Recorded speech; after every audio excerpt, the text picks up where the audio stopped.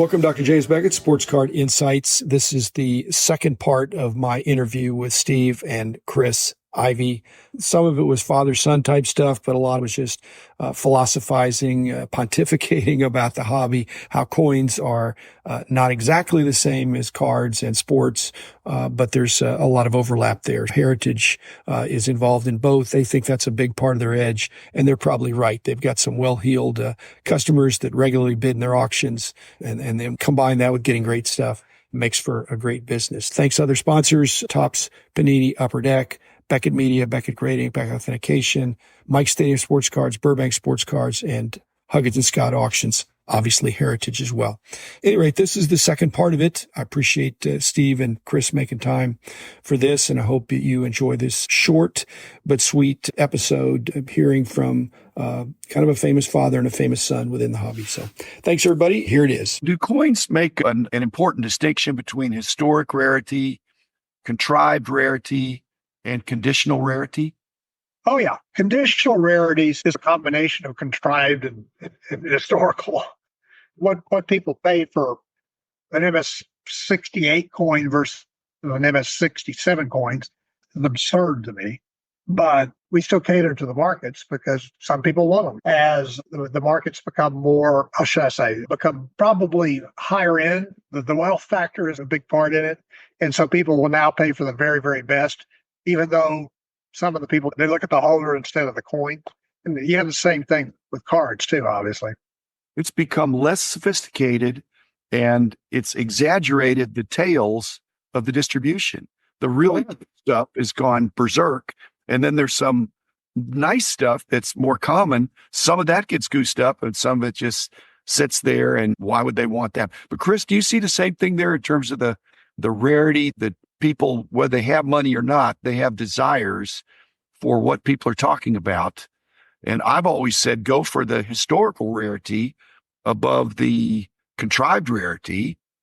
But there's a certain percentage of people, even if it's not rare or scarce, if it's the finest known of something that's easy, but it's hard and pristine, they've got bragging rights. So is the same thing going on in both fields? Absolutely. It's always been interesting because sports and cards have always been a few years behind coins. Coins started grading in the early 80s. PSA started in the early 90s.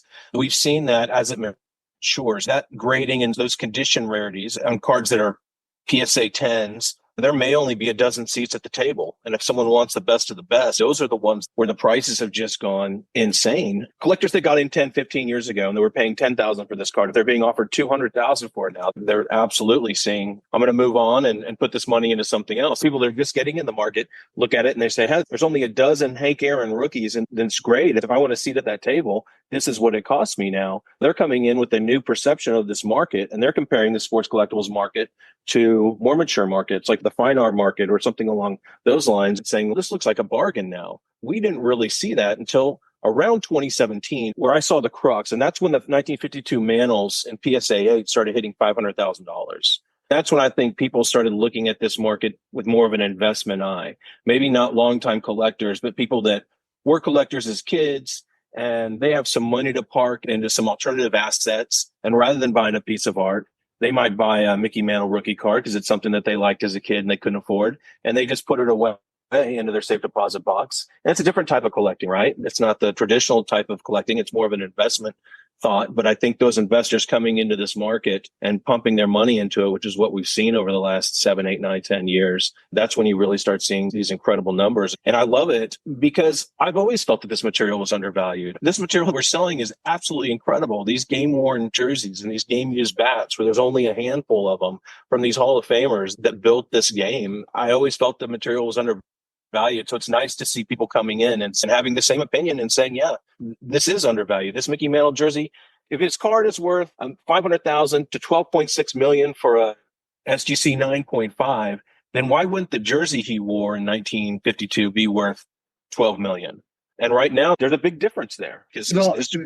Aren't there a lot of the old-time collectors that have a lot of these cards? Aren't they either selling their cards or not buying any more cards, or taking that money and buying the memorabilia? It's on a case-by-case basis, but a lot of the old-time collectors are just that. They're collectors, and they love this stuff. So they'll see these numbers and they'll often sell. So, but they're selling. The only time they really sell is to buy something else that they That's want. right. That's right. But they sell the card. Another thing that can't be overlooked is the registries. They've been major drivers, both in coins and cards, because it becomes a measurable competition that way. And there's a lot of testosterone fired auctions where people want to have the best to the point of being semi crazy. Guys, in the old days, there were a number of coin dealers that also did baseball cards. Do you think over the past decades, there's been a net immigration or emigration between those two fields? Because to a coin guy, they might be looking at baseball cards, certainly a few years ago, and saying, what a deal. They're so much cheaper than some of the best coins, and I can get a lot of emotional enjoyment out of it. So do you think there's been an increase that we've been able to draw from the heritage? Because I think that's been a huge, you've got a really crossover, I think. Yeah, the crossover, that's the one thing that separates heritage, obviously, from just about everybody else. Is we have a phenomenal crossover business. And a lot of what you're suggesting does take place. I would say there's probably been more coin buyers buy sports stuff than the other way around. But if it's comics, it's huge. And now that we've gotten into video games and Pokemon cards and a lot of stuff like that, it's not surprising we have some clients that have bought like 10 different verticals because they're collectors. And if you collect one thing, chances are you could be talked into collecting something else. I don't say that baseball cards or coins or anything necessarily are a great investment, but they certainly were a great investment. And if they are an investment, they fall more toward alternatives. That's right. My investment professionals tell me, hey, here's what we're going to do with the money you have invested with us. We're going to do this many stocks, this many bonds, this many alternatives. I said, oh, wait a minute. Got alternatives covered. Yeah. Me going out and buying a bunch of gold as an investment is probably not a good idea. I think that is like the opposite of diversification. Exactly. It's doubling down on, but it's doubling down on something. That's true, but nobody knows everything and nobody can predict the future. That's why diversification is a huge thing.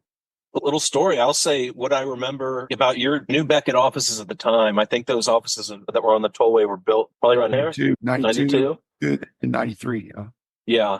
I remember you held an auction there. I'm not sure what it was for, but there was an auction there. And I definitely remember going there with Dad and nudging him to bid on a few lots, which I still have. I was obviously a huge Dallas Cowboys fan at the time. And we've got some oversized Pinnacle signed cards from Troy Aikman and Ken Norton and Emmitt Smith. But it's definitely a good memory. We had also gone to a Superior auction in Beverly Hills. That's what I remember. We actually, unfortunately, should have bought everything in that. I tried. You wouldn't let me. You said something about this. It's your dad's fault. Yeah, in that particular case, it was definitely my fault. But it was a lot of fun and interesting at those times going to really early auctions like that, having no idea where I would be 10, 15, 20 years later, but definitely memorable for me. You realize that's 30 years later. I know. Incredible. I will say I didn't talk a whole lot about business at home, but at least I had an audience that was a potentially good audience, whereas Chris doesn't really have that kind of potential with two girls at home. Yeah. I try to get them into the Mavericks and the Stars, other life Rangers, anything. Like I say, it's the greatest hobby in the world. There's excellent opportunities for generational transfer because you got to have new collectors coming up. The people worried that sports card collectors and coin dealers were all going to grow old and die and there'll be no replacement. And in reality, we've seen a lot of energy in both of those because there's more so than sports. Coins does have a lot of fresh collectors because the Mint's still making a lot of new coins. The hobby we don't want to be in is stamps. We don't do stamps. I don't think you do either. No. I will say we're lucky in sports because it is a generational thing. Sons grow up playing catch with their fathers and watching the teams they like and adopting their love of a certain team or a certain sport. Gives them memories and life lessons in a lot of ways, as does playing sports. So I think that's something that's going to continue as new generations come and these sports grow throughout the globe. Basketball is more popular than it's ever been internationally. Football continues to grow in popularity. Yeah, I do think we're in a lucky position being in the sports business. We're in a lucky position, period. doing something we love with people we enjoy, subject matter that's always interesting.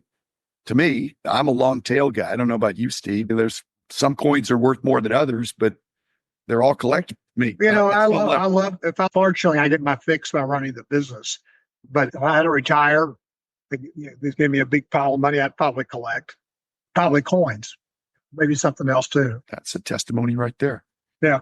I still remember the thrill of finding coins in circulation when I was, 11 years old.